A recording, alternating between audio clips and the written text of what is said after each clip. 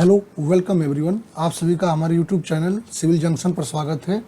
हम आप लोगों के लिए जितने भी पेपर्स होते हैं, चाहे वो आपका एसएससी के हों या आपके जो डिफरेंट स्टेट के पेपर हों, उनका डिटेल्ड सॉल्यूशन आपको प्रोवाइड करते हैं, जिसमें हमने एसएससी को फ्री कर दिया है। अब हम जो अपने यूपी में सबसे बड़ी वैकेंसी हमारी जो यूपी ट्रिपल एससी जेई की आने वाली है, उसके लिए यूपी ट्रिपल एससी द्वारा जो ही पेपर कराए गए हैं उनका बिल्कुल डिटेल्ड में आपको सॉल्यूशन एक एक करके प्रोवाइड करेंगे, जिसमें आज हम सबसे पहले जो यूपी ट्रिपल एससी द्वारा राज इंस्ट्रक्टर सिविल का जो पेपर कराया गया था, जो कि आपका 26 मार्च 2023 को ये पेपर लेटेस्ट पेपर हुआ था, उसका बिल्कुल डिटेल में सॉल्यूशन देखने वाले हैं। ऐसे ही जितने भी यूपी ट्रिपल एससी के पेपर आपके हैं उनका भी हम लोग जो है एक एक करके डिटेल्ड में सॉल्यूशन देखते जाएंगे। बाकी इसकी पीडीएफ आपको अवेलेबल हो जाएगी, उसका लिंक मैं आपको डिस्क्रिप्शन बॉक्स में दे दूंगा, तो वहाँ से जाकर आप लोग डाउनलोड भी कर सकते हैं। बाकी जो बच्चे यूपी ट्रिपल एससी जेई के लिए लगे हुए हैं, बहुत बड़ी आपकी वैकेंसी है, तो वो हमारे यूपी ट्रिपल एससी जेई की जो प्रीवियस ईयर सॉल्यूशन की बुक है सिविल की गोली की, उसको आप लोग परचेज कर सकते हैं। बहुत जल्दी ही आपके मार्केट में आने वाली है, जिसमें आपको ये 9 पेपर टोटल आपको देखने को मिलने वाले हैं। ठीक है, जिसमें आपको जल निगम का पेपर हो गया, आपका पीडब्ल्यूडी का पेपर हो गया, ठीक है, ये सारे पेपर आपको देखने को मिलने वाले हैं। बाकी हमारी टेस्ट सीरीज भी अवेलेबल है आप लोगों के लिए, जिसमें आपको टोटल 150 नंबर ऑफ टेस्ट हम लोग देंगे। बहुत ही मिनिमम प्राइस में ये आपको अवेलेबल हो जाएगी थोड़े दिन में, जिसमें 10 आपके फुल लेंथ होंगे, 131 आपके सब्जेक्ट वाइज टेस्ट होंगे। ठीक है, प्रैक्टिस के लिए जो हमारे प्रीवियस ईयर हैं ये आपको टेस्ट के रूप में वहाँ मिल जाएंगे, तो उसको जा करके वहाँ एज ए टेस्ट अटेम्प्ट कर सकते हैं। ठीक है, और यूपी ट्रिपल एससी जेई का जो है PYQ ई बुक भी वहाँ पर आपको मिल जाएगा फ्री ऑफ कॉस्ट टेस्ट में। ठीक है, चलिए अब स्टार्ट करते हैं अपने पेपर को सॉल्व करना। तो पहला हमने इसको सब्जेक्ट वाइज कैटेगराइज कर रखा है, और आप जब बुक खरीदेंगे तो वहाँ भी आपको जो है सब्जेक्ट वाइज ही कैटेगराइजेशन मिलेगा। ठीक है, चलिए पहला क्वेश्चन हमारा क्या कह रहा है, कह रहा है the maximum compressive strain in concrete in axial compression is taken as. कह रहा है यदि आपका कोई कॉन्क्रीट मेंबर है और उस पर एक्सियल कॉम्प्रेशन लग रहा है, ठीक है, एक्सियल कॉम्प्रेशन लग रहा है, तो उस केस में मैक्सिमम कॉम्प्रेसिव स्ट्रेन आपका कितना होगा। ठीक है, 0.0035, 0.002, आपका 0.87 FY अपॉन ES प्लस 0.0035, और आपका 0.87 FY अपॉन ES प्लस 0.002। ठीक है, अब यहाँ पर यदि हम बात करते हैं जो कंप्रेशन मेंबर के लिए मैक्सिमम स्ट्रेन की बात करते हैं, तो एज पर IAS 456/2000 डिफरेंट आपके एजम्पशंस दे रखे हैं। पहला इसमें क्या कह रहा है, आपका कुछ एजम्पशन यहाँ पर मैं डिस्क्राइब कर रखा हूँ। कह रहा है मैक्सिमम कॉम्प्रेसिव स्ट्रेन जो होता है आपका डायरेक्ट कंप्रेशन के केस में, आपका एक्सियल कंप्रेशन या डायरेक्ट कंप्रेशन के केस में क्या होता है आपका 0.002। ठीक है, यदि हम मैक्सिमम कॉम्प्रेसिव स्ट्रेन की बात करते हैं बेंडिंग कॉम्प्रेशन में, तो वहाँ पर 0.0035 आता है। और यदि हम मैक्सिमम स्ट्रेन की बात करते हैं अपना हाईली कॉम्प्रेस्ड जो एक्सट्रीम फाइबर होता है, जहाँ पर एक्सियल कंप्रेशन और बेंडिंग दोनों लगता है, बट वहाँ पर टेंशन 0 होता है, तो वहाँ पर ये value 0.0035 minus 0.75 into strain at least compressed extreme fibre, ये रखकर आप लोग निकाल सकते हैं। इस पर भी क्वेश्चन आपको पूछा जा सकता है, क्योंकि हाल के एग्जाम में इस पर क्वेश्चन न्यूमेरिकल टाइप कर बनाकर पूछते हैं, तो आप लोग ये भी पॉइंट को रिमेंबर रखेंगे। तो हमारा यदि हम एक्सियल कॉम्प्रेशन में बात करते हैं कितना आएगा 0.002। सो ऑप्शन नंबर बी यहाँ पर हमारा क्या होगा, सही ऑप्शन हो जाएगा। अब एक चीज़ और, यहाँ पर ये जो आपको दे रखा है क्या 0, चलिए ये तो गलत ही दे रखा है ना, कोई नहीं, यदि ये आपको अलग देता ठीक है। यदि हमारा यदि मैक्सिमम स्ट्रेन पूछता, चलिए मान लेते हैं कि आपका टेंशन एनफोर्समेंट में मैक्सिमम स्ट्रेन पूछता, तो क्या आता आपका, तो वो आता क्या 0.002 प्लस FY अपॉन 1.15 ES। ये कब आता, जब आपको जो है टेंशन एनफोर्समेंट में मैक्सिमम स्ट्रेन पूछता, तो ये आपका आता। तो ये भी आप लोग याद रख सकते हैं, इंपॉर्टेंट है आप लोगों के लिए। ठीक है, क्योंकि यूपी ट्रिपल एससी के पेपर में ऐसे छोटे छोटे जो है चीज़ों को पूछा जाता है। चलते हैं अगले क्वेश्चन पे। कह रहा है अगला question, the value of design bond stress for bars in tension shall be increase by compression of bars in.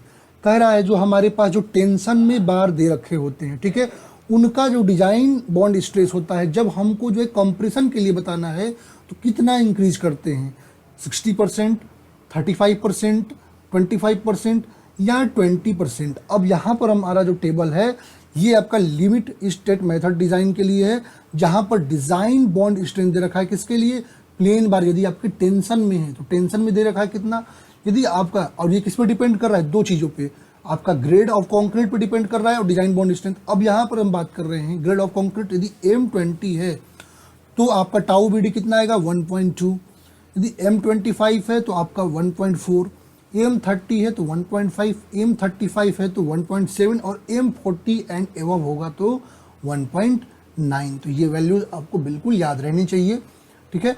अब यदि हम बात करते हैं अपना, यदि हम इनको कंप्रेशन में रखें, यदि ये कंप्रेसिव बार हो, कंप्रेशन में ये बार हो, तो उसके लिए जब हम अपना बॉन्ड स्ट्रेस की बात करेंगे तो जो टेंशन में दे रखा है उसका हम 25% इंक्रीज कर लेंगे।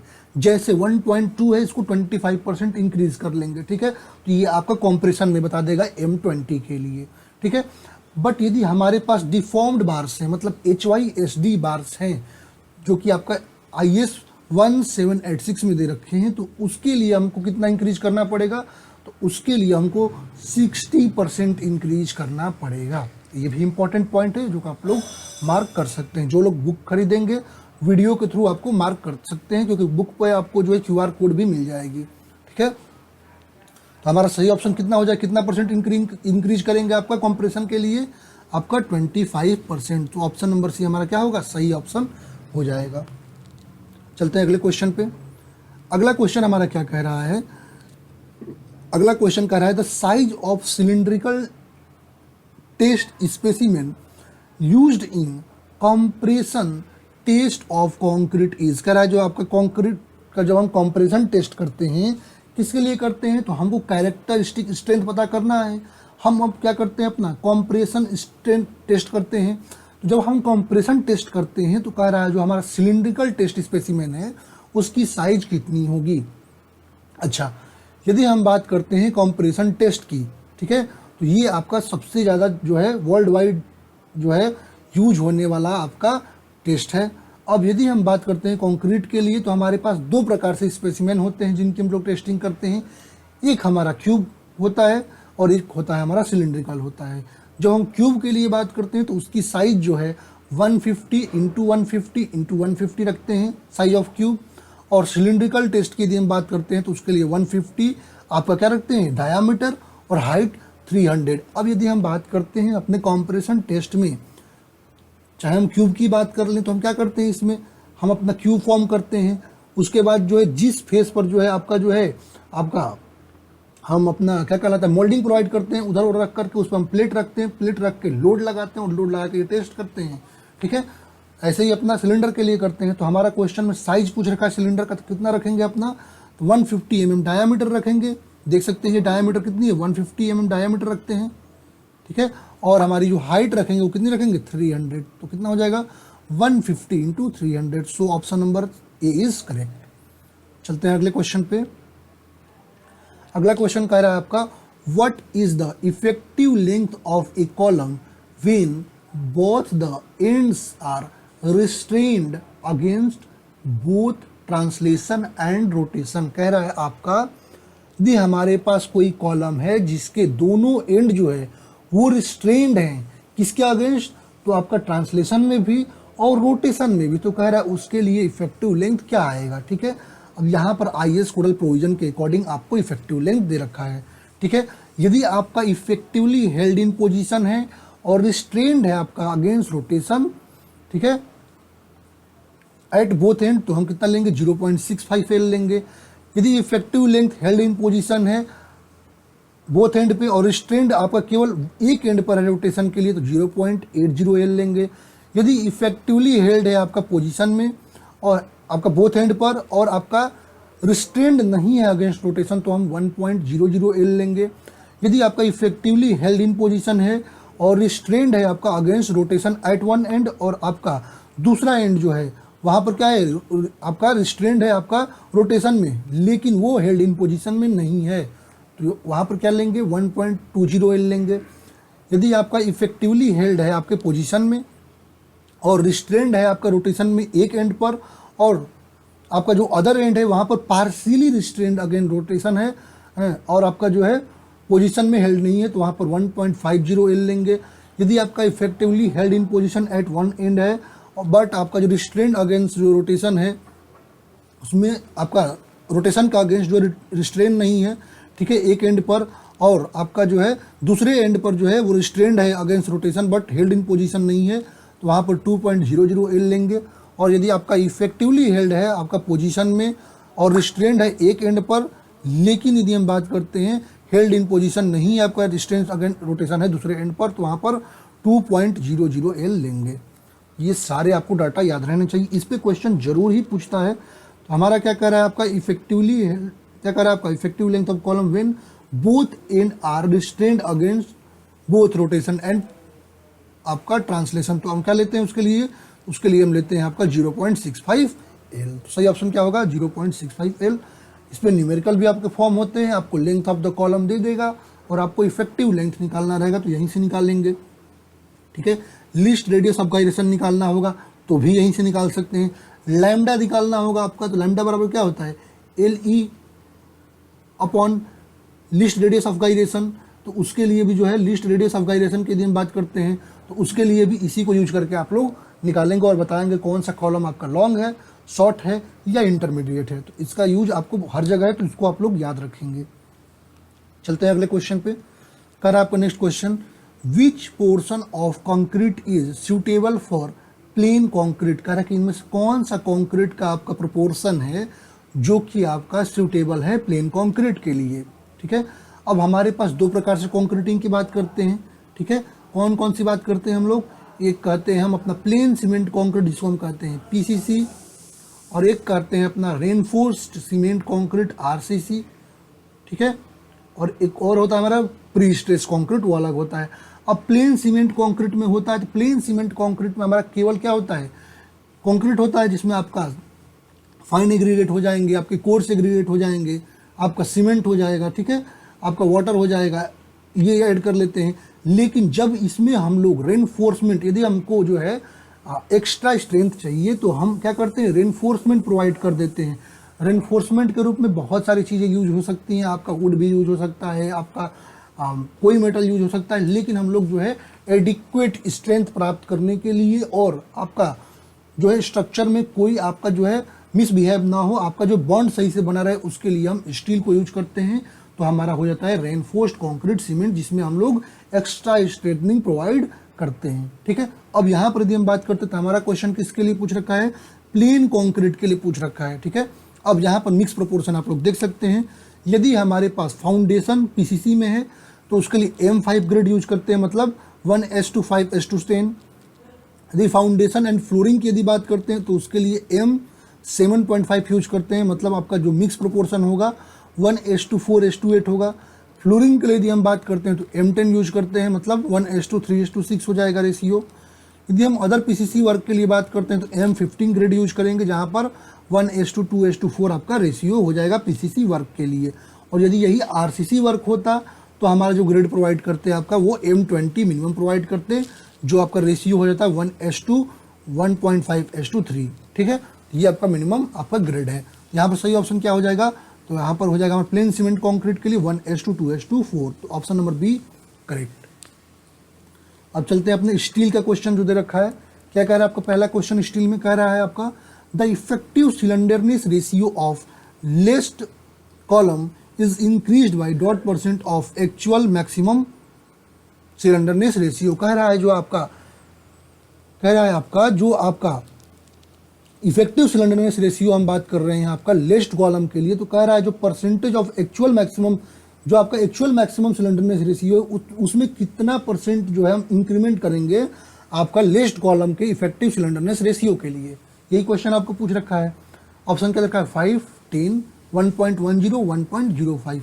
यदि हम सिलेंडरनेस रेशियो की बात करते हैं तो हमारा सिलेंडरनेस रेशियो क्या होता है, तो हमारा कॉलम के लिए जो सिलेंडरनेस रेशियो होता है ये आपका रेशियो होता है effective length of column to the corresponding radius of gyration of the section. ये रहा सिलेंडरनेस रेशियो LE/R। यदि हम इफेक्टिव सिलेंडरनेस रेशियो की बात करते हैं एज पर IS 800 2007, ठीक है, तो उसके लिए यदि हमको बात करते हैं आपका, तो इफेक्टिव सिलेंडरनेस रेशियो यदि हम बैटेंड कॉलम के लिए बात करते हैं, तो जो हमारा एक्चुअल सिलेंडरनेस रेशियो रहेगा उसमें हम 10% इंक्रीमेंट करेंगे। 10% इंक्रीमेंट करने का मतलब 1.1 टाइम्स लेंगे। और यदि यही आपको लेस्ट कॉलम के लिए बात करेगा तो उसमें हम जो सिलेंडरनेस रेशियो एक्चुअल है उसमें इफेक्टिव सिलेंडरनेस रेशियो के लिए हम 5% का इंक्रीमेंट करते हैं, मतलब ये कितना आ जाएगा 1.05 टाइम्स आपका आएगा, ठीक है। ये हो जाएगा आपका इफेक्टिव सिलेंडरनेस रेशियो लेस्ट कॉलम के लिए। हमारे यहाँ सही ऑप्शन क्या हो जाएगा, आपका कितना इंक्रीमेंट करेंगे, 5% इंक्रीमेंट करेंगे लेस्ट कॉलम के लिए, ठीक है। गलती से ये ऑप्शन मत मारिएगा क्योंकि परसेंटेज में पूछ रखा है, मल्टीपल में नहीं पूछ रखा है, दोनों ऑप्शन आपको दे रखे हैं। चलते हैं अगले क्वेश्चन पे। तो हमारा स्टील से एक ही क्वेश्चन था, हम बिल्डिंग मटेरियल क्वेश्चन को देखते हैं। पहला क्वेश्चन क्या कह रहा है हमारा, कह रहा है a cement with low content is, अच्छा, a cement with low content is found effective to prevent concrete from sulphate attack. कह रहा है यदि आपको कॉन्क्रीट जो है उसको सल्फेट अटैक से प्रिवेंट करना है, तो कह रहा है सीमेंट में जो हमारे बॉक्स कंपाउंड हैं उनमें से जो है किसके जो है परसेंटेज को हम, किसके कंटेंट को हम क्या करें, लोअर डाउन करें, तो हमको जो है सल्फेट अटैक सीमेंट हमको मिल सकता है, या आपका सल्फेट रेसिस्टिंग सीमेंट मिल सकता है। अब यदि हम बात करते हैं सल्फेट अटैक की, क्या होता है सल्फेट अटैक। अब क्या होता है कि हमारा जो है जो कैल्शियम हाइड्रोक्साइड होता है हमारे सीमेंट में, वो क्या करता है, जो सॉइल या वाटर में प्रेजेंट हमारा सल्फेट होता है उससे रिएक्शन करता है, उससे रिएक्शन करके कैल्शियम सल्फेट जो है बनाता है। अब ये क्या करता है, वो फर्दर C3A से रिएक्ट कर लेता है और वहाँ पर कंक्रीट में आपको डिटोरिएशन देखने को मिलता है, तो यही हमारा कहलाता है सल्फेट अटैक। अब यदि हमको सल्फेट अटैक से अपने स्ट्रक्चर को या कंक्रीट को प्रिवेंट करना है, उसके लिए हम क्या करेंगे, तो उसके लिए हम सल्फेट रेसिस्टेंट सीमेंट जो है उसको यूज करेंगे, ठीक है। जो हमारा OPC सीमेंट होता है, ऑर्डिनरी पोर्टलैंड सीमेंट होता है, उसको जो है मानते हैं कि वो सल्फेट अटैक प्रोन होता है, ठीक है। अब इसको यदि हमको प्रिवेंट करना है तो हम क्या करेंगे, हम C3A कंटेंट, जो हमारा C3A कंटेंट होगा, C3A कंटेंट को हम लोअर डाउन करेंगे, क्या करेंगे, C3A कंटेंट को लोअर डाउन करेंगे, ठीक है। और कंपेरेटिवली यदि हम बात करते हैं तो हम C4AF को भी, जो हमारा C4AF है, इसको भी हमको लोअर डाउन करना पड़ता है, ठीक है। इसको भी हम लोग क्या करते हैं, लोअर डाउन करते हैं। अब C3A को यदि हम बात करते हैं, ठीक है, तो हम कितना 5% से नीचे रखते हैं। C3A की यदि हम बात करते हैं, इसको हम 5% से कम रखते हैं आपका सल्फेट रेसिस्टिंग सीमेंट बनाने के लिए। अब इससे क्या होगा, इससे आपका जो है सल्फेट अटैक के लिए रेसिस्ट करने की प्रॉपर्टी आपकी इनहांस हो जाएगी सीमेंट के, ठीक है। यहाँ पर सही ऑप्शन क्या हो जाएगा हमारा, हम किस कंटेंट को रिड्यूस करेंगे, तो वो हम करेंगे C3A कंटेंट को, ठीक है। अब इसका उपयोग हम लोग ब्रिजेस वगैरह बनाने में कर सकते हैं इजीली, ठीक है। तो ये हमारा हो जाएगा। बाकी अदर सीमेंट भी आप लोग पढ़ सकते हैं। आप जब बूस्टर की बात करते हैं, सिविल बूस्टर अच्छी बुक है, आप लोग ज़रूर बाई करिएगा, उससे आप लोगों की पूरी जो है अच्छे से एक एक टॉपिक की जो है रिवीजन अच्छा हो जाएगा। सारे सीमेंट वहाँ पर बिल्कुल आपको शॉर्ट में दे रखे हैं, ठीक है। चलते हैं अगले क्वेश्चन पे। क्वेश्चन नंबर 8 क्या कह रहा है हमारा, कह रहा है identify the type of slump when one half of the cone slides down while performing the workability test. कह रहा है जब हम वर्केबिलिटी टेस्ट को परफॉर्म कर रहे हैं, तो कह रहा है आपका जो स्लम्प है उसका आधा जो भाग है, ठीक है, वो कोन का क्या कर रहा है, कोन का आधा भाग स्लाइड कर जा रहा है। तो कह रहा है कि ये कौन सा स्लम्प का टाइप आपको बताएगा, ट्रू स्लम्प बताएगा, शियर स्लम्प बताएगा, कोलैप्स स्लम्प बताएगा, या नो स्लम्प बताएगा। अब यदि हम स्लम्प टेस्ट की बात करते हैं, ये क्या होता है, ये हमारा सबसे सिंपल टेस्ट होता है जिसके द्वारा हम कंक्रीट की वर्केबिलिटी को डिटरमाइन कर सकते हैं, ठीक है। इसमें कॉस्ट भी कम लगता है और आपको इमीडिएट रिजल्ट भी देखने को मिल जाता है, और इसके लिए किसी लैबोरेटरी में जाकर टेस्ट करने की आपको ज़रूरत नहीं है, ये आपको फील्ड टेस्ट में भी कर सकते हैं, ठीक है। अब इसके द्वारा हम क्या करते हैं, तो आपका कंसिस्टेंसी या प्लास्टिसिटी आपके कंक्रीट मिक्स का वो मेजर करते हैं, ठीक है। अब यहाँ पर डिफरेंट स्लम के लिए जो है आपके स्लम्प टेस्ट के जो है टाइप हैं, ठीक है। अब इसमें हम क्या करते हैं, इसमें हम क्या करते हैं, जो हाइट ऑफ कंक्रीट है रिमूवल के बाद और जो हमने कंक्रीट पहले फॉर्म किया था उसका डिफरेंस निकालते हैं, और वही डिफरेंस जो है हमको क्या बताता है, वही डिफरेंस आपका जो है कंसिस्टेंसी बताती है या वर्केबिलिटी को बताती है, ठीक है। अब यहाँ पर डिफरेंट टाइप्स ऑफ स्लम्प्स की बात करते हैं तो कौन कौन सा है आपका, पहला कोलैप्स स्लम्प। अब कोलैप्स स्लम्प क्या होता है, यदि आपका फ्रेश कंक्रीट है, ठीक है, तो इस केस में फ्रेश कंक्रीट जो होता है वो क्या होगा, कंप्लीटली कोलैप्स हो जाएगा, ठीक है।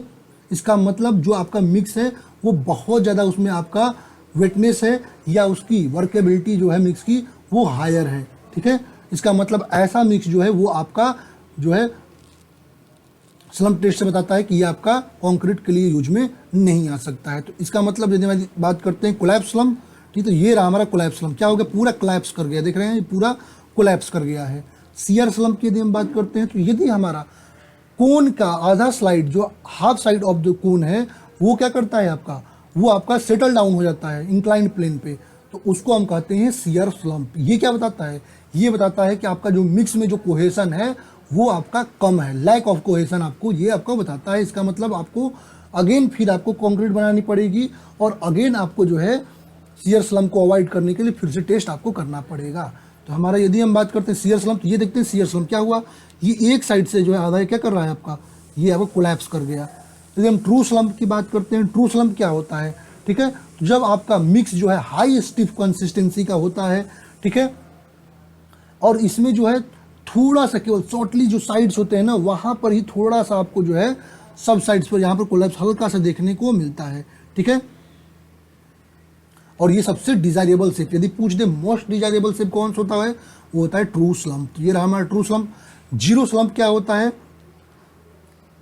तो ये आपका मोल्ड का ही एक्चुअल जो शेप होता है वो जीरो स्लम्प कहलाता है, ठीक है। इसका मतलब यदि ऐसा आपको मोल्ड के बाद मिल रहा है इसका मतलब ये स्टीफ है, ठीक है, और ये आपका इसमें वर्केबिलिटी अच्छी नहीं होगी। ये रहा जीरो स्लम्प। अब हम अपने क्वेश्चन पे आते हैं। क्वेश्चन पे क्या कह रहा है आपका कि हाफ जो साइड है कोन का वो स्लाइड डाउन कर जा रहा है आपके, जब हम टेस्ट परफॉर्म कर रहे हैं तो कौन सा स्लम्प होगा, ये हमारा होगा shear slump. Option number B is correct. चलते हैं अगले क्वेश्चन पे। अगला क्वेश्चन कह रहा है हमारा question number 9, honeycomb brick work cell measured in. कह रहा है कि हनीकम जो ब्रिक वर्क होता है उसको किस में मेजर करते हैं, क्यूबिक मीटर में, स्क्वायर मीटर में या क्विंटल में। यदि हम बात करते हैं क्लीनिंग ऑफ सर्ब्स, partition walls, honeycomb brick work, brick flat soling, form work, DPC, इन सबको हम स्क्वायर मीटर में मेजर करते हैं। सही ऑप्शन क्या होगा, ऑप्शन नंबर बी। चलते हैं अगले क्वेश्चन पे। क्वेश्चन नंबर नेक्स्ट क्या कर रहा है आपका, 10 कह रहा है how many bricks are required for 50 square metre half brick wall. कह रहा है 50 square metre half brick wall के लिए कितने नंबर ऑफ ब्रिक्स की रिक्वायरमेंट पड़ेगी। अच्छा, यदि हम ब्रिक के मॉड्यूलर साइज की बात करते हैं, ठीक है, यदि हम बात करते हैं किसकी, मॉड्यूलर साइज की, यदि हम बात करते हैं मॉड्यूलर साइज, तो विथ मोर्टार कितना आता है आपका, विथ मोर्टार आता है 20 × 10 सेंटीमीटर, आपको पता ही है, ठीक है। अब area of one brick with mortar निकाल लीजिए। तो यदि हम area of one brick with mortar की यदि हम बात करते हैं कितना आ जाएगा, तो निकाल लीजिए 0. इसको मीटर में चेंज कर दीजिए, तो 0.2 × 0.1 कितना आ जाएगा आपका, 0.002 मीटर स्क्वायर आ जाएगा। अब आपको क्या पूछ रखा है, 50 स्क्वायर मीटर में आपको कितने नंबर ऑफ वॉल आएंगे, तो निकाल दीजिए। तो ब्रिक्स, नंबर ऑफ ब्रिक्स बता देना है आपको, नंबर ऑफ ब्रिक्स निकाल दीजिए कितना, 50 स्क्वायर मीटर में 50 अपॉन 0.002, तो ये आ जाएगा कितना, 2500 नंबर ऑफ ब्रिक्स आपकी जरूरत पड़ेगी। सही ऑप्शन क्या होगा, ऑप्शन नंबर डी। चलते हैं नेक्स्ट क्वेश्चन पे। अगला क्वेश्चन कह रहा है आपका dot is used in brick masonry for lifting and spreading mortar cutting of brick and construction of joint. कह रहा है कि इनमें से कौन सा ऐसा टूल है जिसका उपयोग हम ब्रिक मैसनरी में लिफ्टिंग के लिए, मोर्टार को स्प्रेड करने के लिए, ब्रिक को कट करने के लिए या आपका कंस्ट्रक्शन ज्वाइंट आपको बनाने के लिए करते हैं, ठीक है। यहाँ पर डिफरेंट टूल्स दे रखे हैं जो कि आपका ब्रिक मैसनरी में यूज करते हैं, ठीक है। जैसे ब्रिक हैमर। अब ब्रिक हैमर की यदि हम बात करते हैं तो आप देखे होंगे नुकीला सा, उसका एक भाग नुकीला सा होता है और एक भाग जो है वो गोलाकार होता है। इसका उपयोग किसके लिए करते हैं? तो ब्रिक की कटिंग के लिए करते हैं, या जब हम कोर्सेस अपने बिछाते हैं तो वहाँ पर हल्का हल्का उससे उसको हैमरिंग करके उसको पुश करते हैं, ठीक है। यदि हम ट्रॉवेल की बात करते हैं तो ये रहा हमारा ट्रॉवेल। ट्रॉवेल का उपयोग किसके लिए करते हैं? तो जो हमारा मोर्टार होता है उसको उठाने के लिए, उसको आपके ब्रिक पर आपका स्प्रेड करने के लिए, या कई बार देखिए जो आपके मेसन्स होते हैं वो उसको ऐसे करके कट करते हैं, ब्रिक को उससे कट भी कर देते हैं, तो इसके लिए भी यूज में आपका ट्रॉवेल लाया जाता है। यदि हम स्प्रिट लेवल की बात करते हैं तो स्प्रिट लेवल की किसके लिए यूज करते हैं? ये रहा हमारा स्प्रिट लेवल। तो स्प्रिट लेवल जो है ये बताता है कि आपका जो वॉल जा रहा है, जो हॉरिजॉन्टल सरफेस है, वो आपका जो है वो आपका स्ट्रेट जा रहा है कि नहीं। तो स्ट्रेट एजेस को फाइंड करने के लिए हम इसके द्वारा उसकी लेबलिंग करते हैं। ये यहाँ पर बबल होता है, यदि बबल बीच में आ गया इसका मतलब जो है आपका स्ट्रेट है, ठीक है। लाइन एंड पिन्स की यदि हम बात करते हैं तो ये आपका अलाइनमेंट, जो कोर्स के अलाइनमेंट है उसको बताने के लिए यूज में लाया जाता है। यदि हम स्कच की बात करते हैं तो इसका उपयोग जो है हम ब्रिक, सॉफ्ट ब्रिक के कटिंग या आउटर फेस के ड्रेसिंग के लिए यूज में लाते हैं। ये हमारा ब्रिक हैमर आप लोग देख सकते हैं। ब्लास्टर की यदि हम बात करते हैं तो ब्लास्टर का उपयोग हम ब्रिक के एक्यूरेट कटिंग के लिए ब्लास्टर का उपयोग करते हैं। जॉइंटर की यदि हम बात करते हैं तो ये जॉइंट को पॉइंट करने के लिए यूज में लाते हैं, ठीक है। तो ये आप सारी चीज़ें। प्लम रूल की यदि हम बात करते हैं तो आपका वर्टिकलिटी, वॉल की वर्टिकलिटी को चेक करने के लिए, देखिए ऐसा धागे में जो एक लट्टू जैसा होता है उसको लटकाए रखते हैं, इसको हम कहते हैं प्लम बब। यहाँ पर सही बात क्वेश्चन में आते हैं तो क्या होगा आपका, कौन सा इंस्ट्रूमेंट इसमें से है जो आपका कटिंग के लिए और स्प्रेडिंग के लिए यूज में आएगा? तो वो होगा आपका ट्रॉवेल। तो ऑप्शन नंबर बी करेक्ट हो जाएगा। चलते हैं अगले क्वेश्चन पे। अगला क्वेश्चन क्या कह रहा है आपका? क्वेश्चन नंबर 12 कह रहा है a lower part of plastered wall where special treatment is given to make it better resistant is known as. कह रहा है आपका जो है, आपने देखा होगा अपने घरों में जो ये वॉल होती है ना, हमारी ये मान लीजिए वॉल है, ठीक है, ये वॉल है। अब यहाँ पर देखा होगा वॉल का ये लोअर पार्ट जो होता है ना, लोअर पार्ट, ये आपको जो है यहाँ पर एक्स्ट्रा ट्रीटमेंट प्रोवाइड किया जाता है। ये आपको देखते हैं ब्लैक करके दिखता है, ये आपको अलग दिखता है लोअर पार्ट, ठीक है। ये जो लोअर पार्ट है, इस लोअर पार्ट को क्या करते हैं? इस लोअर पार्ट को हम जो है एक्स्ट्रा ट्रीटमेंट प्रोवाइड करते हैं। क्यों? ताकि आपकी सीलन वगैरह जो है, आपकी जो डैम्पनेस है वो आपके वॉल में ना जा पाए, तो इसके लिए हम करते हैं। कह इसको, इस पार्ट को हम क्या कहते हैं? डबिंग कोट कहते हैं, फिनिशिंग कोट कहते हैं, अंडर कोट कहते हैं, या आपका डायडो कहते हैं। अब यदि हम बात करते हैं डायडो, ये जो आपका प्लास्टर, जो लोअर प्लास्टर ऑफ वॉल है, जिसके लिए स्पेशल ट्रीटमेंट हम लोग प्रोवाइड करते हैं बेटर असिस्टेंस ऑफ वेटनेस के लिए, ठीक है, तो ये हमारा कहता है डायडो। क्या कहता है आपका? डायडो, ठीक है, ये हमारा होता है डायडो। यदि हम बात करते हैं सरफेस को परफेक्टली सील्ड बनाने के लिए, चाहे वुड है या मेटल है, हम प्लास्टरिंग जो 3 कोट की करते हैं। पहला हमारा फर्स्ट कोट होता है जिसको रेंडरिंग कोट कहते हैं, सेकेंड कोट जो होता है उसको हम फ्लोटिंग कोट कहते हैं, और हमारा जो थर्ड कोट होता है उसको हम क्या कहते हैं? सेटिंग कोट या फिनिशिंग कोट कहते हैं, ठीक है। यहाँ पर हमारा सही ऑप्शन डायडो मिल गया। अब चलते हैं अगले क्वेश्चन पे। तो हमारा अगला क्वेश्चन सॉइल मैकेनिक्स से है, ठीक है। चलिए स्टार्ट करते हैं। क्वेश्चन नंबर 13 क्या कर रहा है आपका? Identify the correct option in context of uniformly graded soil. कह रहा है कि यूनिफॉर्मली ग्रेडेड सॉइल के कॉन्टेक्स्ट में इनमें से कौन सा ऑप्शन जो है आपका वो करेक्ट है। कह रहा है D60 equal to D10, D60 is greater than D10, D60 is lesser than D10, या D60 equal to 2D10, 2 times of D10। अब यदि हम बात करते हैं कोफिशिएंट ऑफ यूनिफॉर्मिटी या यूनिफॉर्मिटी कोफिशिएंट का, तो ये क्या होता है? ये आपका रेशियो होता है D60 to the D10 CU size analysis में, ठीक है, ग्रेनुलर मटेरियल के लिए। अब यदि सीयू के वैल्यू हायर होगी, if the value of CU is higher means there is large range of particle size, मतलब वहाँ पर पार्टिकल साइज का बहुत बड़ा रेंज, डिफरेंट पार्टिकल जो है साइज का आपको देखने को मिलते हैं। सीयू का यदि हम बात करते हैं क्या आता है? D60 upon D10। अब यदि हम बात करते हैं यहाँ पर, यदि यूनिफॉर्मली ग्रेडेड सॉइल है, इसका मतलब CU आपका 1 आएगा। CU 1 आने का मतलब क्या हो जाएगा? CU equal to D60 upon, यहाँ पर मतलब क्या हो जाएगा? D60 जो है इक्वल टू D10 का होगा, इसका मतलब अपॉन D60 कर लीजिए, इसका मतलब 1 आ जाएगा। इसका मतलब ये बताएगा, यदि आपका D60 इक्वल टू D10 है तो आपको बताएगा यूनिफॉर्मली ग्रेडेड सॉइल के लिए। यदि वेल ग्रेडेड सैंड की यदि हम बात करते हैं, इसको CU आपका ग्रेटर देन 6 आता है। यदि हम फॉर वेल ग्रेडेड ग्रेवल की यदि हम बात करते हैं, CU जो है आपका ग्रेटर देन 4 आता है। ये वैल्यूज आपको याद रहनी चाहिए, डायरेक्टली आपके एग्जाम में पूछ सकते हैं। यदि हम कोफिशिएंट ऑफ कर्वेचर की बात करते हैं या कर्वेचर कोफिशिएंट की बात करते हैं, सीसी इक्वल टू क्या आता है आपका D30 square upon D60 into D10। यदि हम वेल ग्रेडेड सॉइल के लिए बात करते हैं तो हमारी जो सीसी होता है वो ग्रेटर देन 1 होता है और लेस देन 3 होता है। गैप ग्रेडेड सॉइल के लिए हम बात करते हैं, ठीक है, तो हमारा जो सीसी होता है 1 होता है या आपका ग्रेटर देन 3 आता है, ठीक है, ये होता है।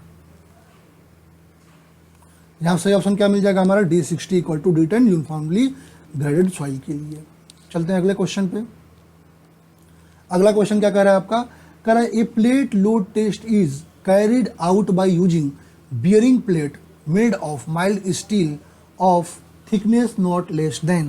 कह रहा है जब हम प्लेट लोड टेस्ट करते हैं तो कह रहा है जो हमारा जो बियरिंग प्लेट यूज में लाते हैं जो माइल्ड स्टील का होता है, कह रहा है उसकी थिकनेस किससे कम में नहीं होनी चाहिए। 3.0 सेंटीमीटर, 2.5 सेंटीमीटर, 1.5 सेंटीमीटर या 7.5 सेंटीमीटर। अब यदि हम प्लेट लोड टेस्ट की बात करते हैं तो किसके लिए करते हैं प्लेट लोड टेस्ट? हम प्लेट लोड टेस्ट अपना परफॉर्म करते हैं सॉइल की बियरिंग कैपेसिटी को डिटरमाइन करने के लिए और सेटलमेंट को डिटरमाइन करने के लिए। यदि हम शेप एंड साइजेस की बात करते हैं तो शेप इसका क्या होता है, स्क्वायर या सर्कुलर होता है शेप में। थिकनेस की बात करते हैं तो या इक्वल टू या ग्रेटर देन 25 mm होता है, ठीक है। आपका साइज की यदि हम बात करते हैं तो वो आपका वेरी करता है 300 से 750 mm। यदि मैक्सिमम साइज की बात करते हैं हम 750 mm लेते हैं, ठीक है। यदि हम क्ले और सिल्ट सॉइल के लिए बात करते हैं या हम loose to medium dense sandy soil की बात करते हैं, वहाँ पर एन आपका 15 आता है और आपका स्क्वायर प्लेट जो यूज करते हैं वो आपका 450 mm का यूज करते हैं। यदि आपका डेंस सैंड या आपका ग्रेवली सैंड है तो उसके लिए एन जो आता है 15 से ज़्यादा और 30 से कम आता है। वहाँ पर 3 प्लेट आपका जो यूज करते हैं कितने साइज का, तो 300 mm से 750 mm का। ये डिपेंड करता है आपका रिटेंशन लोड और मैक्सिमम ग्रेन साइज कितना है, ठीक है। ये साइज ऑफ प्लेट की बात करते हैं 4 इंटू साइज ऑफ पार्टिकल लेते हैं। तो यहाँ पर सही ऑप्शन क्या हो जाएगा हमारा, थिकनेस जो है किससे कम नहीं होना चाहिए, तो नॉट बी लेस देन आपका 2.5 centimetre. So option number B is correct. चलते हैं अगले क्वेश्चन पे। अगला क्वेश्चन क्या कह रहा है आपका, कह रहा है a factor of dot safety of it is considered for sites of heavy building और structure to determine safe bearing capacity of soil. कह रहा है सॉइल की सेफ बियरिंग कैपेसिटी निकालने के लिए हम कह रहा है आपका जो है हेवी बिल्डिंग या स्ट्रक्चर के लिए जो हमारा फैक्टर ऑफ सेफ्टी रखते हैं वो कितना कंसिडर करते हैं। अब यदि हम बात करते हैं सेफ बियरिंग कैपेसिटी की, क्या होती है सेफ बियरिंग कैपेसिटी, तो आपकी जो सेफ बियरिंग कैपेसिटी सॉइल की होती है वो यह बताती है कि कोई सॉइल जो है कितने मैक्सिमम लोड के लिए बिना सेटल किए हुए एक्सेसिव सेटलमेंट के या विदाउट फेलियर उसको बियर कर सकती है, वो उसकी सेफ बियरिंग कैपेसिटी कहलाती है, ठीक है। अब इसको यदि हमको डिटरमाइन करना है तो उसके लिए डिफरेंट सॉइल टेस्ट करते हैं जिसमें हम सॉइल प्रॉपर्टीज को एनालाइज करते हैं, ठीक है। सेफ बियरिंग कैपेसिटी की यदि हम बात करते हैं तो ये आपके फाउंडेशन के डिज़ाइन के लिए या स्ट्रक्चर के डिज़ाइन के लिए बहुत ही इंपॉर्टेंट पैरामीटर होता है। अब यदि हम वैल्यूज़ की बात करें, ठीक है, तो हमारा डिफरेंट सॉइल के लिए डिफरेंट आपकी वैल्यू देती है, ठीक है। यदि हम फैक्टर ऑफ सेफ्टी 2 की बात करते हैं तो ये आपको नॉर्मल सॉइल कंडीशन में आता है। और यदि हम फैक्टर ऑफ सेफ्टी की बात करते हैं क्रिटिकल स्ट्रक्चर के लिए, जैसे आपका जो है हेवी बिल्डिंग हो गया या स्ट्रक्चर हो गया, तो उसके लिए जो फैक्टर ऑफ सेफ्टी लेते हैं वो 2.5 या 3 हम यूज में लाते हैं। सही ऑप्शन क्या हो जाएगा 2.5 to 3। So option number D is correct for this question. अब चलते हैं अपने इन्वायरमेंटल इंजीनियरिंग के क्वेश्चंस पे। पहला क्वेश्चन क्या कह रहा है आपका, कह the distance between 2 man holes on straight alignment for diameter of sewer above 150 centimetre is about. कह रहा है आपका जो है 2 मेन होल है जो कि आपका स्ट्रेट अलाइनमेंट दे रखा है, ठीक है, तो उनके बीच का डिस्टेंस पूछ रखा है। कह रहा है कि यदि आपका जो सीवर का साइज है वो आपका कितना डायामीटर 150 सेंटीमीटर, तो स्पेसिंग पूछ रखा है। तो जब आप IS 1742 1960 में जाएंगे तो यहाँ पर स्ट्रेट जो रीचेज हैं सीवर लाइन के उनके लिए स्पेसिंग का रिकमेंडेशन दे रखा है, जिसमें यदि डायामीटर आपका जो है सीवर साइज का 0.3 मीटर तक है तो उसके लिए हम जो रिकमेंडेड साइज है 45 मीटर हो जाएगा। डायामीटर आपका यदि 0.6 मीटर तक है तो आपका स्पेसिंग 75 मीटर आ जाएगा। यदि डायामीटर आपका 0.9 मीटर तक है तो उसके लिए 90 मीटर स्पेसिंग आएगी। यदि आपका डायामीटर 1.2 मीटर है तो उसके लिए 120 मीटर आपकी स्पेसिंग आएगी। डायामीटर 1.5 मीटर है तो उसके लिए 250 मीटर आपकी स्पेसिंग आएगी।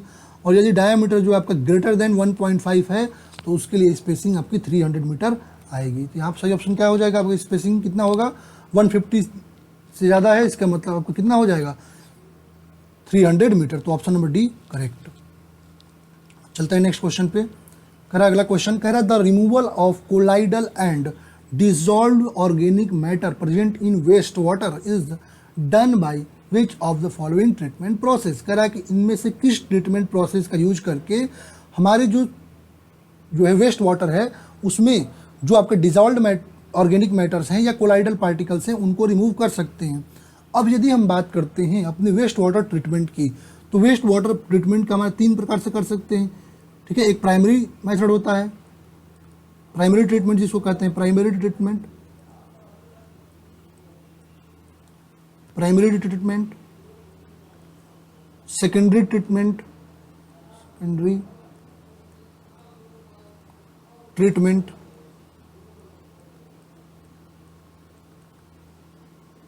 और हमारा क्या होता है टर्शियरी ट्रीटमेंट, या इसको हम कहते हैं एडवांस ट्रीटमेंट, एडवांस्ड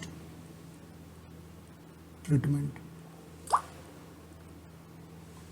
अब यदि हम बात करते हैं प्राइमरी ट्रीटमेंट में क्या होता है, प्राइमरी ट्रीटमेंट में जो फ्लोटिंग मटेरियल्स होते हैं या हेवी जो आपके मटेरियल्स होते हैं, जैसे आपके ब्रांचेस वगैरह हो गए ट्री की, उसके लीव्स हो गए या आपके ग्रीस हो गए, ऑयल्स हो गए, तो इनको हम लोग क्या करते हैं, इनको हम लोग रिमूवल प्राइमरी ट्रीटमेंट में करते हैं। सेकेंडरी ट्रीटमेंट में जो प्राइमरी ट्रीटमेंट से बचे छोटे छोटे कोलाइडल पार्टिकल्स होते हैं या आपके जो ऑर्गेनिक मैटर्स होते हैं उनको रिमूव करते हैं, इसको हम जो है बायोलॉजिकल ट्रीटमेंट प्रोसेस भी कहते हैं। इसको हम क्या कहते हैं, बायोलॉजिकल ट्रीटमेंट प्रोसेस भी कहते हैं।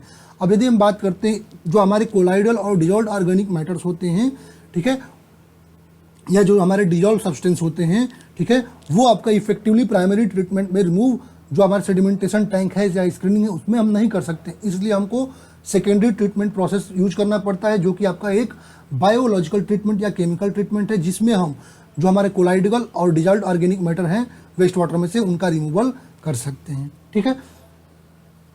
इसमें जो है हमारे जो ऑर्गेनिक डिजॉल्व मैटर है उनको जो है माइक्रो ऑर्गेनिज्म जैसे बैक्टीरिया, फंगी, एल्गी, वो क्या करते हैं, इसको कंज्यूम करके ब्रेक डाउन कर देते हैं, ठीक है। अब यदि हम बात करते हैं एडवांस ट्रीटमेंट में, यहाँ पर हम क्या करते हैं एडवांस ट्रीटमेंट में, तो जो हमारा आपका सेकेंडरी ट्रीटमेंट से पास होकर वाटर जाता है उसमें जो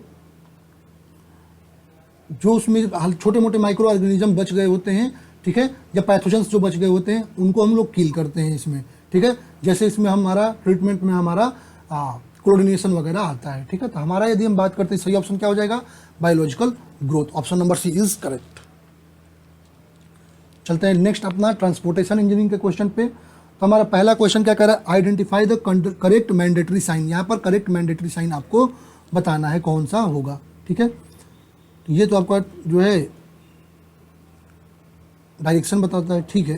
चलिए हम टाइप्स ऑफ साइन की एक बार बात कर लेते हैं।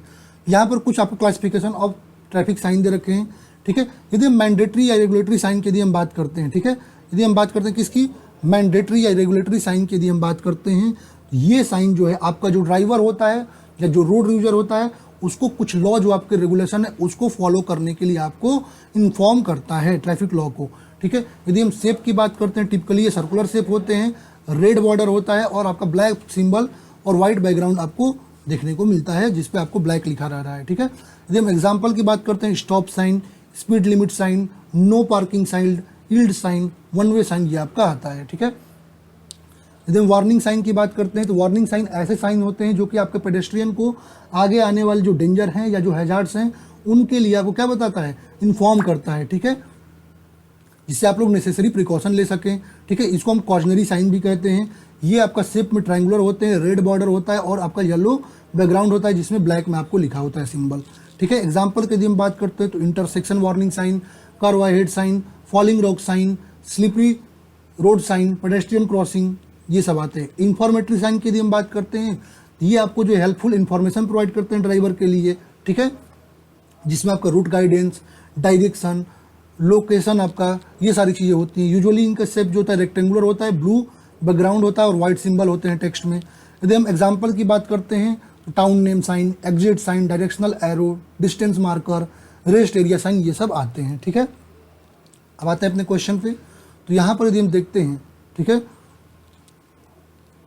तो यदि हम देखते हैं अपना यहाँ पर, तो ये तो इंफॉर्मेटरी है, ये आपका वार्निंग साइन है, ये आपका हो जाएगा आपका मैंडेटरी साइन जिसको आप टर्न लेफ्ट के लिए आपको रोक रहा है, ठीक है।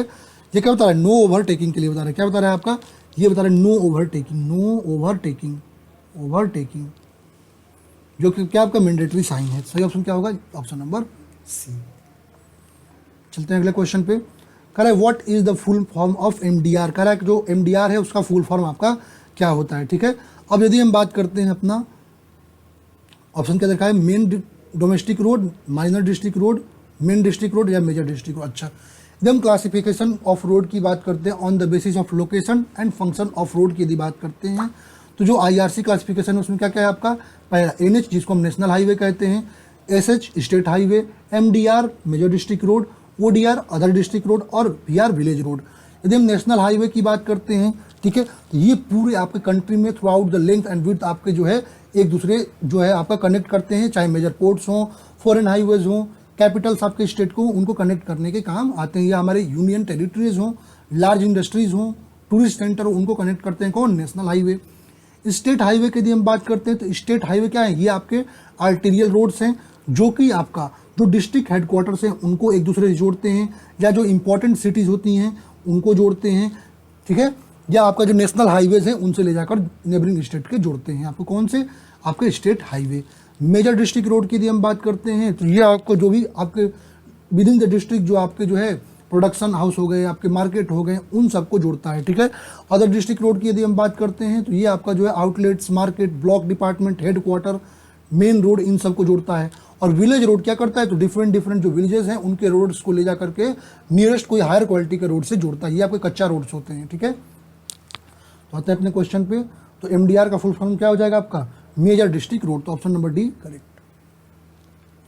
चलते हैं अगले क्वेश्चन। तो हमारा सर्वेइंग का क्वेश्चन है, कह रहा है आपका when chain is stretched out of the survey line during चेनिंग the major distance is. कह रहा है यदि आपका जो चैन है, ठीक है, वो चैनिंग के ड्यूरेशन में यदि स्ट्रेट खींच जाए, यदि आपकी चैन जो है वो खींच जाए, तो कह रहा है आपका जो है क्या इफेक्ट होगा आपका। कह रहा है आपका जो है ऑलवेज भी लेस देन एक्चुअल डिस्टेंस, जो चैन होगा वो आपका जो हमारा मेजर डिस्टेंस है वो आपका कह रहा है कि लेस देन एक्चुअल डिस्टेंस आएगा। या कह रहा है ऑलवेज भी मोर देन एक्चुअल डिस्टेंस, तो आपका मेजर डिस्टेंस है वो आपका एक्चुअल ज़्यादा आएगा। या कह रहा है कि सेम आएगा एज एक्चुअल डिस्टेंस या half of the actual distance. अब यदि हम बात करते हैं error due to incorrect chaining, क्या होता है, यदि आपका हम चैनिंग कर रहे हैं, चैनिंग किसके लिए करते हैं, लेंथ को मेजर करने के लिए करते हैं, और यदि ये आपका जो ट्रू लेंथ है वो आपका मेजर लेंथ के इक्वल नहीं आ रहा है, इसका मतलब वहाँ पर कुछ ना कुछ आपका जो एरर है, ठीक है, और उसको करेक्ट करना पड़ता है, ठीक है, और उसके लिए सूटेबल करेक्शन को अप्लाई करना होता है। यदि आपका चैन मान लीजिए टू लॉन्ग, मान लीजिए किसी कारण आपका चैन जो है वो खिंच गया, ठीक है, चैन को आपने बहुत ज़्यादा स्ट्रेच कर दिया तो चैन थोड़ा सा बढ़ गया, इसका मतलब ये आपका चैन लेंथ जो है वो बड़ा हो गया। इसका मतलब आपका जो मेजर डिस्टेंस होगा वो आपका कम हो जाएगा। मेजर डिस्टेंस क्या हो जाएगा, एक्चुअल डिस्टेंस से, ठीक है, जो मेजर डिस्टेंस यदि चैन आपका खिंच गया, टू लॉन्ग हो गया, इस केस में क्या होगा आपका जो मेजर डिस्टेंस होगा वो आपका ज़्यादा आएगा, ठीक है, आपका एज कंपेयर टू आपका एक्चुअल डिस्टेंस, सॉरी मेजर आपका कम आएगा ना, मेजर कम आएगा एक्चुअल से, ठीक है। और यहाँ पर निगेटिव देखने को मिलेगा, करेक्शन पॉजिटिव मिलेगा। यदि आपका चैन टू शॉर्ट है, अब चैन छोटा है आपका, इसका मतलब मेजर डिस्टेंस ज़्यादा मिलेगा, ठीक है, इसका मतलब यहाँ पर एरर पॉजिटिव और करेक्शन आपका नेगेटिव मिलेगा। तो हमारा क्वेश्चन क्या कह रहा है आपका, चैन को स्ट्रेच कर दिए, चैन को स्ट्रेच करने का क्या हो गया, चैन आपका बड़ा हो गया, तो आपका मेजर डिस्टेंस जो होगा वो मोर हो जाएगा। सॉरी मेजर डिस्टेंस तो आपका मोर नहीं होगा, यहाँ पर लेस देन एक्चुअल डिस्टेंस होगा। तो ऑप्शन ए यहाँ पर करेक्ट होगा, बी आपका गलत दे रखा है, मैं सही करा दूंगा, ऑप्शन नंबर ए सही होगा, ठीक है, एक्चुअल से तो ज़्यादा आ जाएगा मेजर।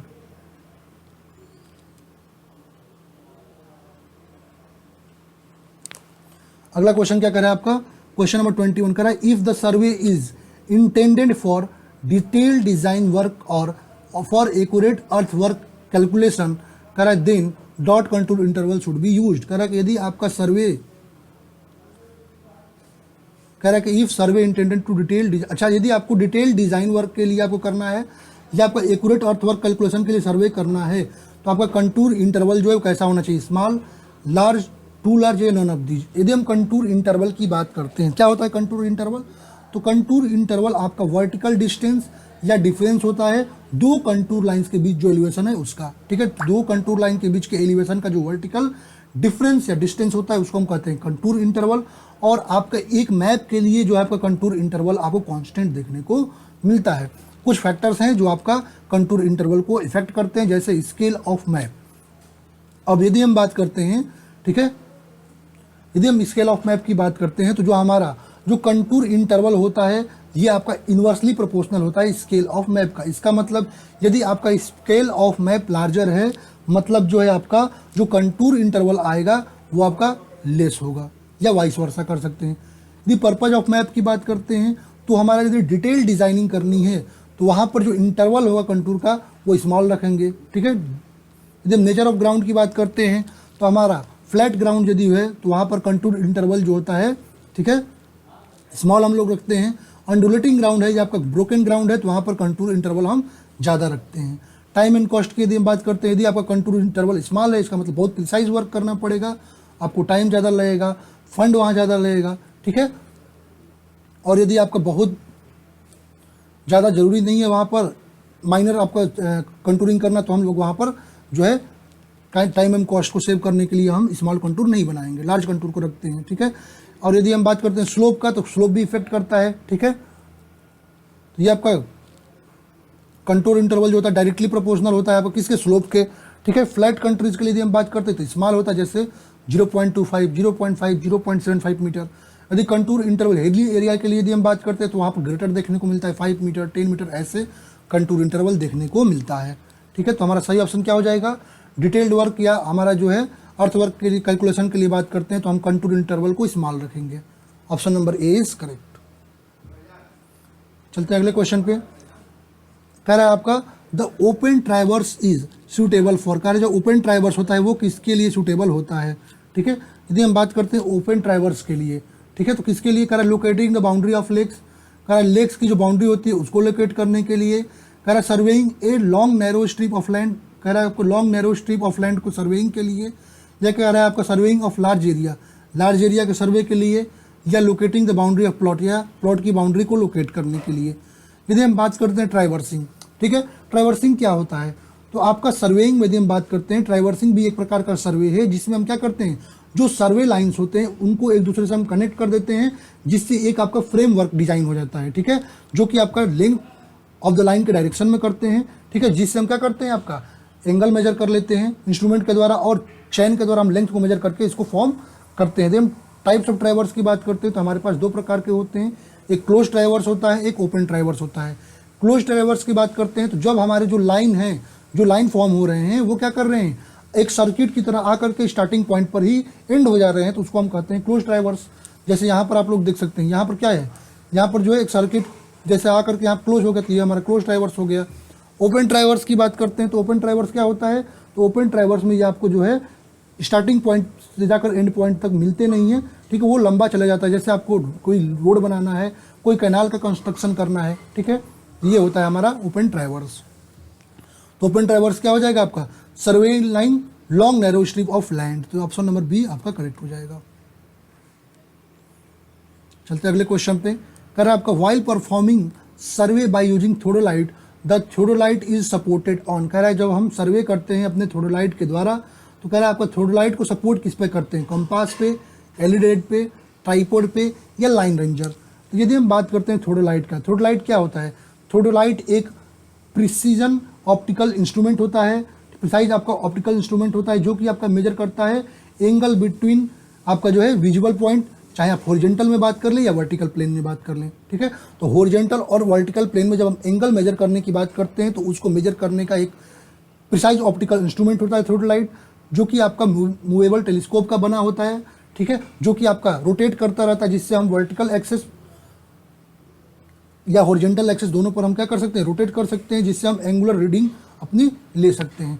अब जब हम परफॉर्म करते हैं अपना सर्वेइंग थोडोलाइट के द्वारा तो थोडोलाइट को हम क्या करते हैं, अपने ट्राइपॉड के ऊपर उसको कस देते हैं, ठीक है, माउंट कर देते हैं, या ट्राइपॉड है उसके ऊपर हम क्या करते हैं, उसको स्क्रू के द्वारा कस देते हैं, ठीक है। अब यूजेस की बात करते हैं तो डिफरेंट यूजेस हैं, जैसे हॉरिजेंटल और वर्टिकल एंगल का मेजरमेंट, किसी लाइन के पॉइंट को आपको लोकेट करना है उसके लिए यूज में लाते हैं, सर्वे लाइन को प्रोलॉन्ग करने के लिए, लेवल डिफरेंस को फाइंड करने के लिए, ग्रेड आउट को सेटिंग करने के लिए, ठीक है, रेंजिंग कर्व्स की रेंजिंग के लिए, टेक्नोमेट्री सर्विंग में इनमें यूज में लाते हैं हम क्या अपना थ्योडोलाइट का। यहाँ सही ऑप्शन क्या होगा, किसके ऊपर माउंट करते हैं, तो tripod, option number C correct. चलते हैं अगले क्वेश्चन पे। तो अब बीसीएमई का क्वेश्चन है। पहला क्वेश्चन क्या कर रहा है, इसमें कह रहा है what is the minimum required width of stair for residential building. कह रहा है रेसिडेंशियल बिल्डिंग के लिए जो मिनिमम रिक्वायर्ड विड्थ होता है स्टेयर का वो कितना लेते हैं, 1000 mm, 700 mm, 800 mm या 650 mm। यहाँ पर कुछ आपके प्लानिंग के जो है आपके गाइडलाइंस हैं वो आपका स्टेयर का दे रखा है। पहला कह रहा है जो आपका जो रिस्पेक्टिव डायमेंशन होता है ट्रेड और राइजर का, ठीक है, वो सभी पैरेलल स्टेप्स के लिए आपको एक कॉन्सिक्यूटिव फ्लोर आपका बिल्डिंग का है उसके लिए सेम रखते हैं, इसमें कोई चेंजिंग आपको ट्रेड राइजर में नहीं होता है, ठीक है। दूसरा जो मिनिमम विड्थ होता है स्टेयर का, ठीक है, वो आपका 1000 mm होता है आपको किसके लिए, रेसिडेंशियल बिल्डिंग के लिए। यदि हम नंबर ऑफ राइजर की बात करते हैं फ्लाइट में, वो आपका 12 रखते हैं। यदि हम मिनिमम वर्टिकल हेडरूम की यदि हम बात करते हैं अबव द स्टेप, वो आपका 2 मीटर होता है। यदि हम मिनिमम विड्थ ऑफ लैंडिंग की बात करते हैं, ठीक है, वो आपका इक्वल होता है आपका स्टेयरकेस विड्थ के। यदि हम बात करते हैं साइज ऑफ ट्रेड, जनरली हमारा 270 mm तक रेंज करता है आपका रेजिडेंशियल बिल्डिंग के, और पब्लिक बिल्डिंग्स के लिए 300 mm तक होता है, ठीक है। यदि हम साइज ऑफ राइजर की बात करते हैं, जनरली आपका पब्लिक बिल्डिंग्स के लिए 150 mm रखते हैं और रेजिडेंशियल बिल्डिंग के लिए 190 रखते हैं, ठीक है। तो यहाँ पर यदि हम बात करते हैं अपना रेजिडेंशियल बिल्डिंग के लिए कितना रखते हैं आपका, तो आपका जो मिनिमम रिक्वायर्ड विड्थ होगा स्टेयर का वो हम रखते हैं 1000 mm। तो ऑप्शन नंबर ए करेक्ट हो जाएगा। चलते हैं अगले क्वेश्चन पे। कह रहा है if a staircase has in number of risers the number of tread would be equal to. कह रहा है कि यदि आपका नंबर ऑफ राइजर n है तो ट्रेड कितना होगा, तो आपको पता है यदि आपका इन केस ऑफ फ्लाइट यदि number of tread equal to क्या होता है, राइजर -1 रखते हैं, ठीक है, राइजर -1 रखते हैं, तो आपका सही ऑप्शन क्या हो जाएगा, n-1। बाकी यदि आपको ट्रेड निकालना है तो क्या होता है 2 into riser plus trade into step length. चलते हैं अगले क्वेश्चन पे। क्वेश्चन नंबर 26 क्या कर रहा है, the under pining in the process is the process of. कह रहा है जो अंडर पाइनिंग होता है, अंडर पाइपिंग होगा ये, ठीक है, अच्छा अंडर पाइनिंग का जो अंडर पाइनिंग आपका प्रोसेस होता है वो क्या होता है, ठीक है, strengthening the roof of building. कह रहा है कि जो बिल्डिंग का रूफ है उसको एक्स्ट्रा स्ट्रेंथ प्रोवाइड करना, स्ट्रेथनिंग द बीम, कह रहा है बीम को स्ट्रेंथ प्रोवाइड करना, या कह रहा है strengthening the an existing foundation, foundation को स्ट्रेंथ प्रोवाइड करना, या प्लास्टरिंग ऑफ वॉल। यदि हम अंडर पाइनिंग की बात करते हैं तो ये एक ऐसा प्रोसेस होता है जिसके द्वारा जो हमारा फाउंडेशन होता है उसके हम क्या करते हैं, आपको बेटर स्ट्रेंथ प्रोवाइड करते हैं, सपोर्ट या स्टेबलाइजेशन प्रोवाइड करते हैं, ठीक है। इसके लिए हम क्या करते हैं, उसके द्वारा हम एक्स्ट्रा रेनफोर्समेंट प्रोवाइड करते हैं, ठीक है, विड्थ जो होता है हमारा फाउंडेशन का उसमें, ठीक है। अब डिफरेंट आपके मेथड हैं इसके लिए, जैसे मास्ट कॉन्क्रीट अंडर पाइनिंग मेथड है जिसको हम पीट मेथड भी कहते हैं, ठीक है। Underpinning by cantilever needle method है, आपका pier and beam underpinning method है, मिनी पाइल अंडर पाइनिंग है, आपका pile method of underpinning है, और आपका pre test method of underpinning होता है। तो यहाँ सही ऑप्शन क्या हो जाएगा, ऑप्शन नंबर सी, आपको फाउंडेशन को एक्स्ट्रा स्ट्रेंथ प्रोवाइड करने के लिए। चलते हैं अगले क्वेश्चन पे। कह रहे a groove in sunshade is necessary to. कह रहा है जो सनसेड होता है उसमें हम ग्रूव कट करते हैं, वो किसके लिए कट करते हैं, make the sunshade lighter in weight. कह रहा है सनसेट को जो है वेट में हम लाइटर हल्का करने के लिए, या कह रहा है prevent rain from creeping and entering the covered area. कह रहा है जो आपकी रेन जो होती है वो आपको कवर्ड एरिया में एंटर करने से रोकने के लिए, या कह रहा है prevent the flow of wind, wind के फ्लो को प्रिवेंट करने के लिए, या कह रहा है स्ट्रेंथन द सनसेट, कह रहा है सनसेट को मजबूती प्रदान करने के लिए। अब यदि सनसेट की यदि हम बात करते हैं, सनसेट क्या होता है, ये आपका जो है इसको हम प्रोवाइड करते हैं जिससे आपका जो रेन वाटर होता है या सनलाइट जो होता है वो आपके रूम में जो है डोर्स वगैरह का या विंडो के थ्रू जो है नहीं आ पाए, तो उसके ऊपर हम लोग सनसेट प्रोवाइड करते हैं आउटर वॉल में, ठीक है।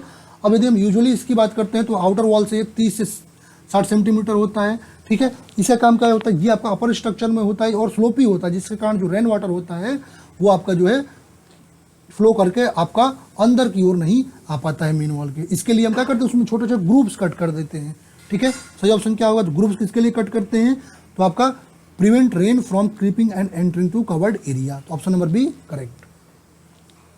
चलते हैं अगले क्वेश्चन पे। कह रहा है which of the following is a type of natural ventilation. कह रहा है इनमें से कौन सा जो है नेचुरल वेंटिलेशन का एक टाइप है, supply system, exhaust system, window या प्लेनम सिस्टम। अच्छा, यदि हम बात करते हैं अपना सप्लाई, यदि हम वेंटिलेशन की यदि हम बात करते हैं, ठीक है, वेंटिलेशन की यदि हम बात करते हैं, वेंटिलेशन क्या होता है?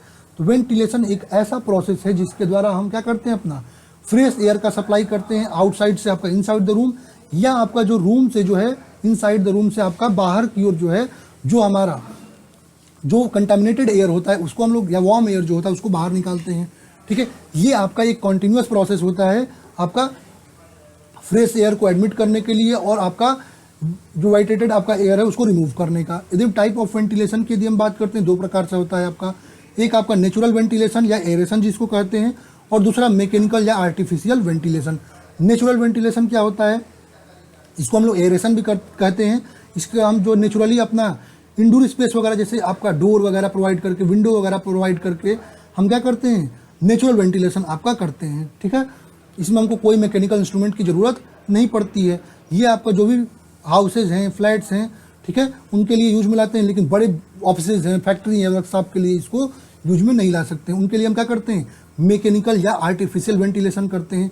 इसके लिए हम मैकेनिकल अरेंजमेंट आपको प्रोवाइड करते हैं वेंटिलेशन के लिए, जैसे एग्जॉस्ट फैन वगैरह प्रोवाइड करते हैं। ठीक है, यहाँ पर सही ऑप्शन क्या हो जाएगा, कह रहा है कौन सा आपका एक नेचुरल वेंटिलेशन है, तो विंडो हो जाएगा। विंडो आपका नेचुरल वेंटिलेशन है। बाकी सप्लाई सिस्टम, एग्जॉस्ट सिस्टम, ये सब क्या है आपके, ये आपके जो है आर्टिफिशियल वेंटिलेशन सिस्टम होते हैं। चलते हैं अगले क्वेश्चन पे। कह रहा है dot is the exposed vertical surface left on side of opening after the door और window frame has been fitted in position. कह रहा है कि जब आपका डोर और विंडो को जो है हम एक पोजीशन में फिट कर देते हैं, कह रहा है कौन सा ऐसा एक्सपोज्ड वर्टिकल साइड जो छोड़ते हैं, ठीक है, जो ओपनिंग होता है वो छोड़ते हैं। तो कहता है जैम, कॉर्बेल, सॉफिट या रिविल। अच्छा, यदि हम बात करते हैं अपना रिविल की, यदि हम रिविल की बात करते हैं तो रिविल क्या होता है, तो हमारा जब हम अपना विंडो या जो विंडो है या डोर है उसको फ्रेम करके जो हमारा एक्स्ट्रा थोड़ा सा स्पेस जो छोड़ते हैं ना वर्टिकल सरफेस पर, उसको हम क्या कहते हैं, उसको कहते हैं रिविल। ठीक है, ये रहा हमारा रिविल, ये हमारा जो एक्स्ट्रा सरफेस छोड़े हैं ना, ये हमारा रिविल। ये ऊपर वाला पोर्शन जो होता है ये क्या कहलाता है, हेड ऑफ ओपनिंग, ये सॉफिट कहलाता है। ये जो हमारा पोर्शन होता है जो रिविल के इधर का ये पोर्शन होता है इसको हमको जैब ऑफ ओपनिंग कहते हैं। ये हमारा जो पोर्शन इसको हम जैम कहते हैं, ये आपको जो दिख रहा है ना इसको हम लोग जैम कहते हैं। तो ये सारी चीज़ें आपको फिगर में क्लियर हो जाएंगे। ठीक है, यहाँ सही ऑप्शन क्या हो जाएगा हमारा, ऑप्शन नंबर डी, रिविल। फिगर सबको बिल्कुल क्लियर हो गया।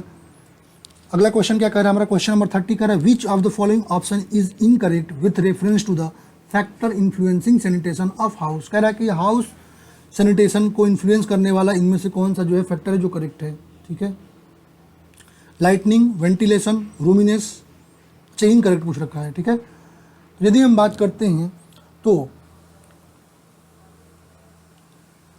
सैनिटेशन की यदि हम बात करते हैं उसके लिए हम वेंटिलेशन प्रोवाइड कर ही सकते हैं, लाइटनिंग, क्लीननेस। अच्छा, रूमिनेस का मतलब क्या होता है, रूमिनेस का मतलब ये होता है कि आपका जो स्पेस है वो आपको कैसे जो है आप जो है उसको यूज करते हैं। ठीक है, उसके रूम के डायमेंशन को कैसे मिनिमम करते हैं जिससे आपको मैक्सिमम बेनिफिट मिल सकते हैं, वो हमारा कहता है रूमिनेस। तो रूमिनेस जो है आपका सैनिटेशन में नहीं आता है हाउस के, बाकी सब आते हैं। सही ऑप्शन क्या होगा, ऑप्शन नंबर सी। अब चलते हैं अपने ऑटोकैड के क्वेश्चन पे, तो उसमें कंप्यूटर और ऑटोकैड मिक्स है। कह रहा है आपका select the input device of computer from given. कह रहा है इनमें से इनपुट डिवाइस आपको बताना है, pen plotter, hard copier, inkjet printer या आपका माउस। यदि हम इनपुट डिवाइस और आउटपुट डिवाइस यहाँ पर देख सकते हैं, इनपुट डिवाइस का क्या होता है, ये आपका जो है जो डाटा होते हैं मशीन के उनको रीडेबल फॉर्मेट में जो होता है उनको ये एक्सेप्ट करते हैं और उसको कन्वर्ट करते हैं। ठीक है, और उसको प्रोसेसर यूनिट में क्या करते हैं, ट्रांसमिट करते हैं। आउटपुट डिवाइस क्या करते हैं, जो प्रोसेसर के द्वारा डाटा आता है उसको लेते हैं और उसको कन्वर्ट करते हैं आउटपुट फॉर्मेट में। ठीक है, और ये आपका जो क्या करते हैं, इनपुट जो डाटा है उसको क्या करते हैं, डिजिटली आपका एनालॉग कन्वर्ट करके आपको डिस्प्ले पर दिखाते हैं। ठीक है, इसके एग्जांपल की बात करते हैं तो कीबोर्ड हो गया, ठीक है, आपका जो है माउस हो गया, जॉय स्टिक होगा, ये सारे आपके इनपुट में आते हैं। ठीक है, आपका रजिस्टर हो गया, माइक्रोफोन हो गया, ये सारे आप लोग देख सकते हैं। और आउटपुट डिवाइसेस की बात करते हैं तो इसके एग्जांपल में मॉनिटर हो गया आपका, ठीक है, प्रिंटर हो गया, प्लॉटर हो गया आपका, ठीक है, ड्रॉ स्टिक, ये सारी चीज़ें आपके आउटपुट डिवाइसेस में आती हैं। तो हमारा यहाँ पर सही ऑप्शन क्या हो जाएगा, माउस, जो कि इनपुट है। उस तरह इनपुट आउटपुट में बात है जो कंप्यूटर में आप लोग पढ़े हैं यहाँ पर। अब आते हैं सीपीएम पार्ट के क्वेश्चन पे। कह रहा है आपका क्वेश्चन क्या कह रहा है आपका, dot is the minimum possible time required to complete an activity. कह रहा है एक एक्टिविटी को कंप्लीट करने के लिए जो मिनिमल पॉसिबल टाइम होता है वो क्या होता है।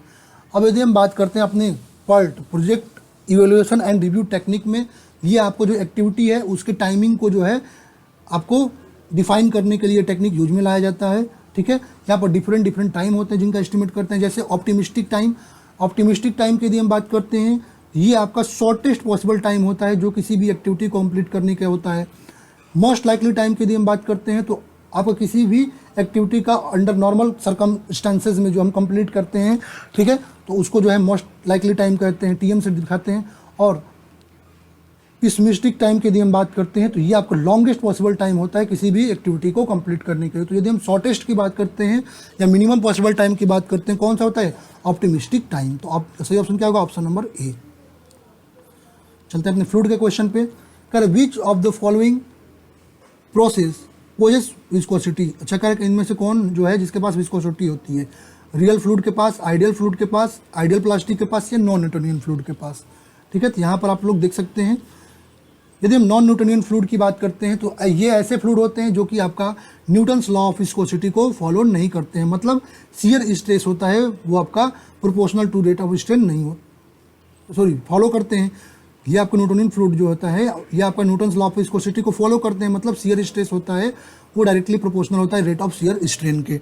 नॉन न्यूटोनियन फ्लूइड की बात करते हैं तो ये आपको न्यूटन्स लॉ ऑफ विस्कोसिटी को फॉलो नहीं करते हैं। आइडियल फ्लूइड की बात करते हैं तो ये ऐसे फ्लूइड होते हैं जो कि आपका इनकम्प्रेसिबल और नॉन विस्कस होते हैं। ठीक है, ये आपका इमेजिनरी फ्लूइड होते हैं जो कि आपका डायरेक्टली एग्जिस्ट नहीं करते हैं। रियल फ्लूइड की बात करते हैं तो सभी फ्लूइड आपके रियल होते हैं जिनमें विस्कोसिटी आपको देखने को मिलती है। आइडियल प्लास्टिक फ्लूइड की बात करते हैं तो यहाँ पर जब आपका शियर स्ट्रेस प्रोपोर्शनल होता है आपका वेलोसिटी ग्रेडियंट के और शियर स्ट्रेस आपका मोर देन होता है यील्ड वैल्यू के, ये होता है आइडियल प्लास्टिक फ्लूइड। कह रहा है इनमें से कौन सा जो है विस्कोसिटी को पॉज करता है तो वो करता है आपका real fluid. Option number A is correct.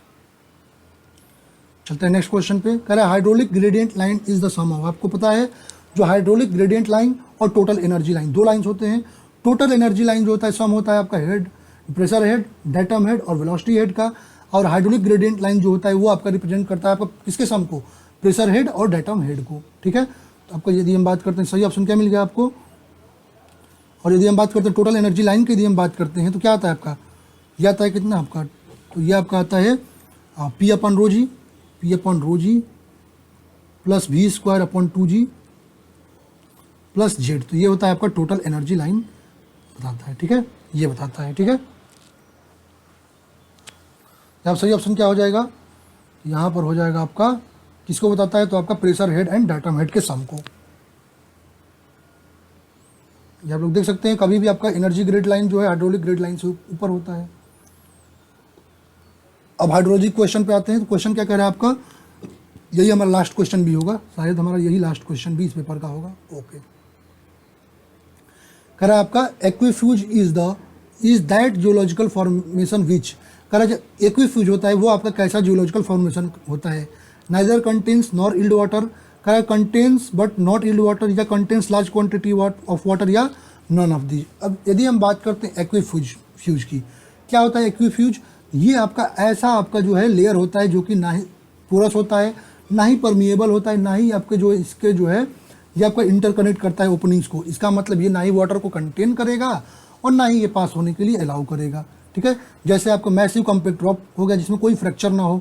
Aquifer की बात करते हैं तो ये आपका सेचुरेटेड फॉर्मेशन होता है अर्थ मटेरियल का, जो आपका वाटर को सफिशिएंट क्वांटिटी में यील्ड करता है और इसकी जो है हाई परमिबिलिटी होती है क्योंकि ये अर्दन मटेरियल का होता है। ठीक है, ये आप लोग देख सकते हैं, बाकी चीज़ें आप लोग कन्फाइंड एक्वीफर वगैरह।